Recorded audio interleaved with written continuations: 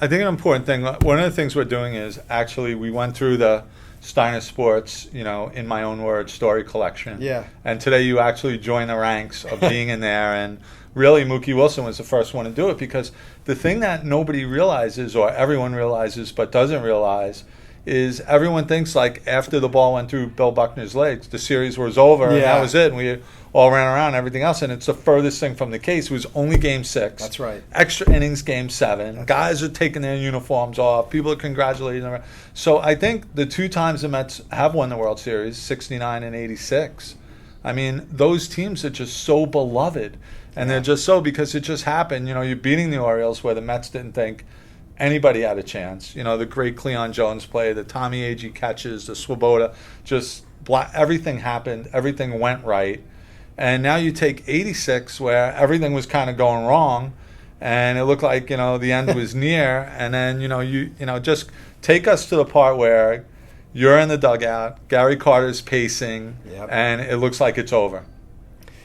Well, I'm glad you had me up here to do this, because I've never had the opportunity to write down my own thoughts about what was happening during this period of time. And during the game 6, Gary's walking back and forth, and he's saying he's not going to be the last out of the World Series. He just kept saying that to anybody who would listen. We're all just right there, and I just didn't think that our season could be over.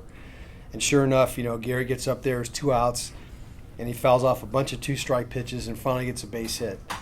And then Mitch gets a base hit, and then Ray Knight gets a base hit. Next thing you know, there's a wild pitch. Mookie's at bat. There's a wild pitch. We tie the game up, and then the ball through Buckner's legs. And I was on deck, waiting to hit, trying to get ready to hit, and everything happened so fast. And next thing you know, we win the game. And it was just, it was crazy, just an absolute crazy night. Anyway, you were making the last out? I was not going to make the last out either, because I think Gary would have strangled me if I did. So there's no way. So you think about Gary Carter, and you just think about, and I knew Gary. Obviously, you played with Gary. Just one of the good guys. Yeah. Just a tough guy. Guy had a million different surgeries. Yep. And just left the world way too young. Yes. And just really amazing Hall of Fame catcher, and one of the key ingredients to that team. What was your relationship with Gary? And what was? We had a great relationship. We both lived in Long Island, kind of near each other, so we drove into the park a lot, and we drive back from the games a lot together. And so I got a chance to see Gary in a little different light than just the field. And one thing about Gary, he was a tremendous family man. Everybody kind of knows that, but he was such a competitor.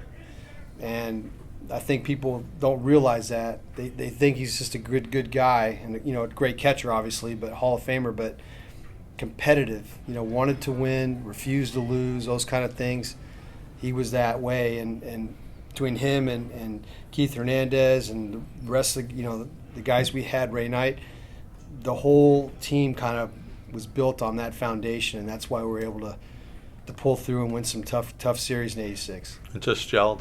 It did. Well, these stories, the stories are incredible, and I know you enjoy doing it. I know these are just going to be great for the fans and for the Steiner customers. And the one thing that people always ask, like from me being in this business, I'll be like, oh, I was with Hojo yesterday and we were doing this, and this. And first thing, one of my friends or, someone in the family would be like, oh, what kind of guy is he? And the one thing, knowing you as long as I do, and what really our fans and customers should know, is you're just a guy willing to do anything, just kind of, happy-go-lucky, what can I do, who can I help, signing autographs, call you to come to a charity event, you're on the plane the next day.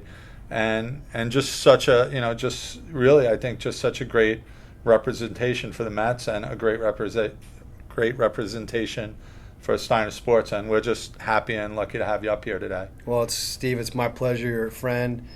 A lot of people here are friends of mine, and you guys ask, and I'm here. So I'm glad to be a part of it. So Steiner Sports, Howard Johnson, that '86 Mets, that just dream kind of thing, where the last time the Mets brought home a World Series, maybe there's another one this year, and you can get the Howard Johnson story photo for the first time, available on steinersports.com.